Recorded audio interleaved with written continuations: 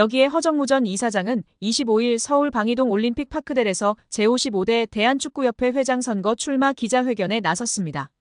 정몽규 회장의 출마 여부가 정해지지 않은 상황에서 2010 남아공 월드컵 16강을 이끌었던 허 이사장의 등장은 일단 관심을 끌기에 충분했습니다.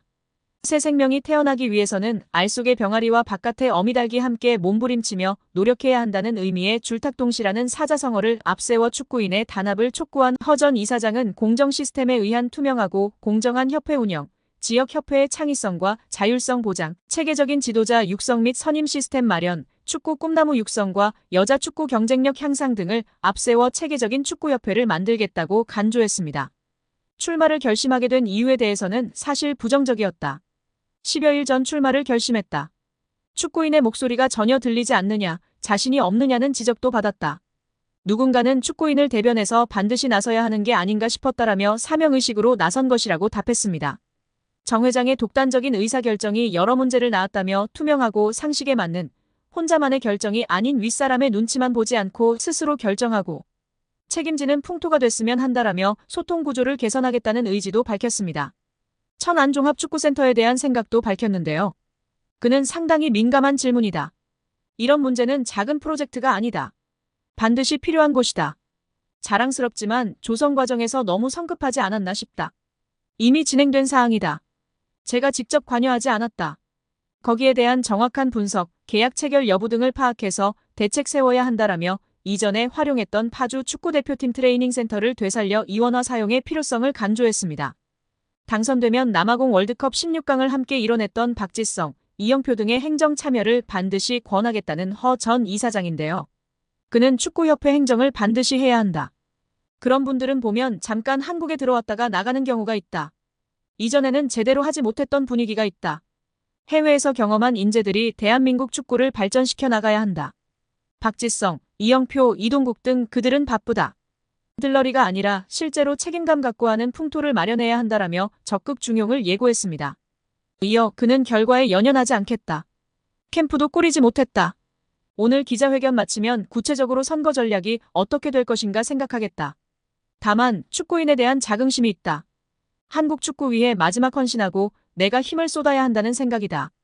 최선을 다한다면 후회가 없을 것이다. 만약 중임을 맡으면 제대로 해보겠다. 저는 징검다리 역할이라고 생각한다. 제 후진 똑똑하고 해외 경험 있는 후배 축구인들이 앞으로 마음 놓고 해놓을 길을 다지겠다. 모든 축구팬이 긍정할 기초를 마련하겠다고 발언하며 다음 회장은 박지성, 이영표 등이 할 수 있도록 징검다리 역할을 하겠다는 뉘앙스였습니다. 대한축구협회 임원들이 지난해 법인카드로 가장 많은 금액을 지출한 곳이 축구협회 최영일 부회장 배우자가 운영하는 서울 송파구의 일식당으로 확인되며 파장입니다. 더불어민주당 강유정 의원실이 대한체육회 스포츠 지원 포털 시스템을 통해 확보한 2023년 축구협회 임원 14인의 법인카드 사용 내용을 분석한 결과 법인카드로 가장 큰 금액을 사용한 식당은 364만 5천 원이 결제된 서울 송파구의 S식당이었습니다. S식당은 최 부회장 부인인 강모 씨가 운영하는 일식당인데 축구협회가 지난해 법인카드를 사용한 총 867곳 가운데 총액 기준 제일 높은 액수가 결제됐습니다. 이 일식당은 축구협회 사무실과 거리가 있는데도 지출한 금액은 가장 컸습니다. 임원들은 S식당에서 총 20회 법인카드로 결제했는데 이는 택시비나 카페 이용 등을 제외하면 건수로도 가장 많았습니다. 서울 종로구의 한 한식당과 함께 공동 1위였는데요. 1건당 18만 2,250원을 결제했습니다. 이를 두고 축구협회 공금을 최 부회장의 배우자 식당에 몰아준 것 아니냐는 지적이 나왔습니다. 최 부회장 배우자는 이와 관련 작년에는 최 부회장과 결혼한 사이가 아니었고 서로 호감을 갖는 정도의 사이였다. 올해 2월 15일 결혼식 없이 혼인신고만 했다며 무엇보다 남편을 제외한 대한축구협회 임원들은 아는 사이가 아니다라고 했습니다. 이게 더 웃긴데요. 썸녀에게 호감을 사기 위해 몰아주기 했다는 게 더욱 분명한 사실이 되었습니다. 축구협회는 2017년 9월 법인카드를 사적으로 유용해 당시 조중현 축구협회 회장과 이회택 부회장 등 전현직 임직원 12명이 경찰에 입건되는 일이 있었습니다. 당시 조사 결과 축구협회 임직원들은 골프장과 유흥주점, 노래방 등에서 법인카드를 사용했습니다. 이번 최 부회장 사례처럼 가족과 지인 식당에서 법인카드를 사용했다는 논란도 있었습니다. 축구협회는 앞서 법인카드 사용 내역을 밝히라는 대한체육회 감사 지적에 사용 내역 없음이라고 공시한 것으로 드러나 비판을 받은 바 있는데요. 이후 법인카드 사용 내역을 공개하라는 요구가 번지자 대한체육회 스포츠 지원 포털에 지난해 법인카드 사용 내역을 공시했습니다. 강유정 의원은 축구협회의 고질병이었던 법인카드 오남용이 재발했다며 정몽규 회장 체제의 축구협회는 능력도 도덕성도 없음이 증명됐다고 비판했습니다. 여기에 과거의 발언 덕분에 홍 감독을 향한 배신감이 너무나 큰데요. 홍 감독은 대표팀의 새 감독 하마평에 오르자 꾸준히 불편하다라는 기색을 내비쳤던 바가 있습니다. 이러한 발언은 울산 팬들을 안심시키기에 충분했습니다. 여기에 더해 작년 1월 과거 울산에서 활약했던 아마노준을 향한 저격 발언이 재조명되고 있습니다.